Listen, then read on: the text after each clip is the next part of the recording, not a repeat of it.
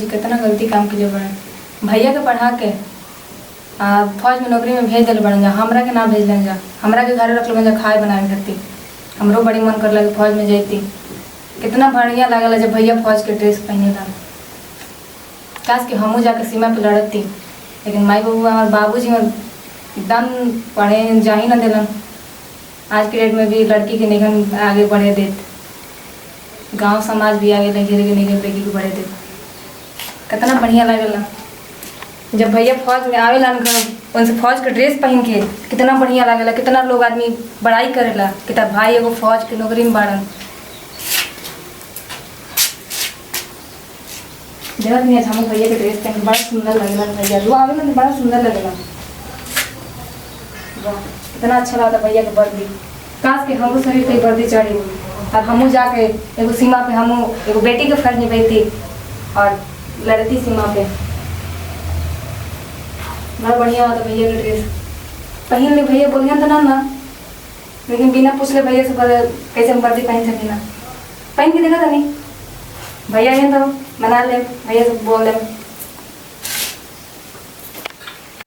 तब भाई कहिया ही लड़ा? 1 तारीख है यार। 1 तारीख है। तब और सब ठीक बा। छुट्टी उट्टी 8 दिन के मिलल है। तब फौज में मजा आवता नौकरी करे में? मजा तो बा नौकरी करे में। तब बॉर्डर पे लड़ाई वड़ाई भइल है कि ना? ना उसन ना मिलल अभी। बॉर्डर पे उसन लड़ाई ना अभी भइल। और सब बाकी सब ठीक बा। दे हम बना ले लोड़ा बाकी जाके ना। हां चल और सब ठीक बा? सब ठीक बा। कैसे खाना खाए कब टाइम होता? ठीक बा, शाम के भेंट कर ली तो ठीक है। बढ़िया से चला जब तब घर है, देखा जब घर में क्या स्थिति भी है। ठीक है।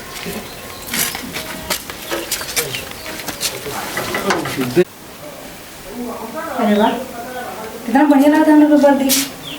भाइयों पहनने में ऐसा ना लगल हम लोग। अरे ये क्या पहले बड़े रे? का भैया वर्दी भाई नहीं लगा बढ़िया? तो कितना बढ़िया हमारे पे जज आता।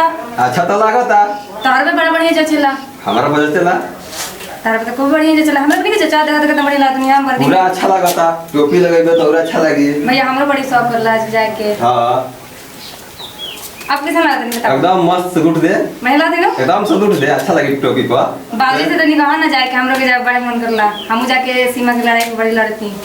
तोरा अभी तोरा करबे दोसर नौकरी की सब फोर्स के नौकरी करबे? भैया दोसर नौकरी का हम करम, हम ना करम फौज के अच्छा बस सिविल वाला जॉब वाला खोजला कुछ ना मिले तो ओकरा बाद में सोचल जाई ना। भैया हमरा वर्दी बड़ा बढ़िया लागला।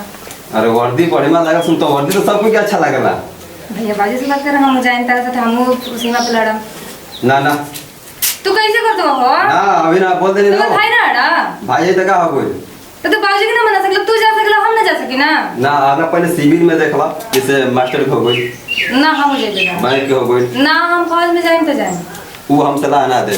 भजन बाबूजी तुम्हें बोली है हमारा सलाह। तू जा सकला और हम ना जा सकी ना। का हम एगो लड़की बनी ऐसे? हम एगो लड़की बनी ऐसे हम ना जा सकी ना। जा सकल इसका है ना। हां तो फिर काहे मना कर दो हमरा के? माना ऐसे करता नहीं कि आखिर पहले देख लो सिविल जॉब, अगर ना मिले तो ओकरा बाद में देखा जाए ना। हम जाएं फौज में। हमरा बड़ा बढ़िया था, ड्रेस बहुत बढ़िया रहता। ड्रेस मैंने देखा कितना बढ़िया रहता नहीं। एकदम अच्छा लगा तोरा में। हां तो फिर काहे मना कर दो? मत मना करा।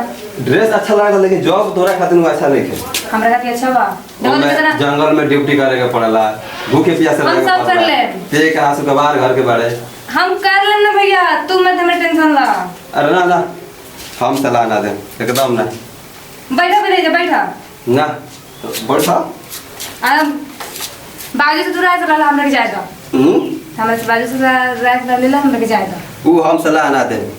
तू कहबो कर तुम करो कभी नाटो काय तो बाजू के डर पर तारा के बाजू पढ़ा लिखा के तारा के फौज की नौकरी दे दे मन की नहीं। तू पढ़ के हम अच्छा नौकरी में जो तो हम मन करला फौज में जाएगा। हमरा और कोनो नौकरी ना अच्छा लगेला। सब कोई के मन करला। अरे हम क्या पहले बड़े रे कुछिया देखो जी ई क्या पहले बड़े कैसा ना ड्रेस नहीं पहले बतावा। ड्रेस तो बढ़िया लगे। ये फौज में जाई अब ये फौज में क्या कहती तो आज है? ये फौज में जाएंगे जाना सके ना बाजी। हां अरे तो तू फौज के नौकरी करबे। भैया तो फौज के नौकरी करता ही हुए तो तू फौज के नौकरी करबे। डॉक्टर अच्छा, बन, ये बात इंजीनियर बता। बन। हां ई सब बन। फौज के नौकरी लड़कन के हुए, मर्द के हुए फौज के नौकरी। जरूरी बा कि जब करें तो लगे करें फौज के नौकरी। हम ना कर सकी ना। तहारा लायक बा नौकरी। डॉक्टरी कर, इंजीनियरिंग कर, क्या मास्टरवारी में बॉर्डर पर भरा। लड़त बाबूजी हाँ? लड़की नहीं के बॉर्डर पर लड़ाते अरे लड़ा तीसन तो सब के लेके चलबू कि अपन लेके चले के तो हमर मन के लोग ना जाते तू बताओ दो कर्मी कितना करते हो भैया के जाते लोग के नहीं के जाते अरे त ई तो लड़का हुए तो लड़का तो हम ना आएगो लड़का हनी लड़का हड़ तो लड़की न हड़ू तो लड़की तो का हो गई हम ना जा सकी ना ना तू नौकरी कर ना हम जाइबे करम बाबूजी हम कहले कि पहले सिविल नौकरी देख ले अगर ना मिले तो ओकर बाद में बाबूजी सोची हाँ हाँ तब का ना हम बाबूजी जाए तो अपने जिद रख ले बिया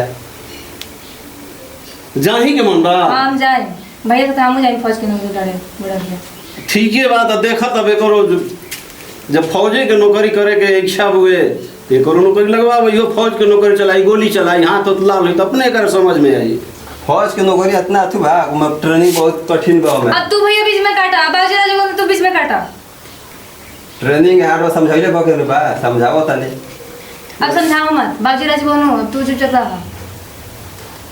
अच्छा तो जाने चलो बाबूजी दोनों बहन हम हाँ तो जाए अब का करबो अब दोनों भाई बहन अपन जाके भारत माता के सेवा करा जाओ और क्या कहा हम ठीक बा तू बन जा लक्ष्मीबाई वीरांगना हम दुश्मनों के तलवार बनेंगे हम भाई बहन मिलकर भारत माँ के नयनों का प्यार बनेंगे फौज के नौकरी करी रही थी हम